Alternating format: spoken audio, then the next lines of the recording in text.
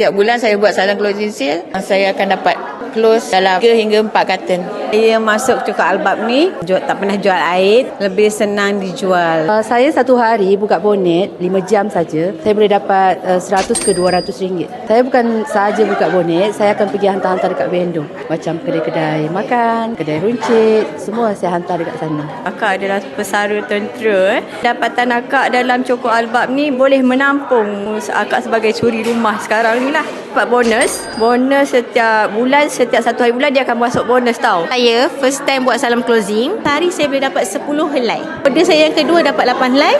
And then last kali hari tu dapat 6 helai. Selama saya buat sale tudung, saya dapat dalam total kat 2,000. Hanya salam closing sahaja. Setiap bulan, saya boleh dapat income bersama dengan saudara Asia lebih kurang dalam 1,000. Saya bekerja, tapi saya buat Cukup Albab ni part time je. Alhamdulillah, pendapatan saya setakat ni sebulan lebih kurang dalam RM800. Bolehlah buat beli jajan, make up kan. Kita ada teknik salam closing sales. Dengan salam closing sales, saya dah boleh dapat bonus lebih kurang dalam 3 angka.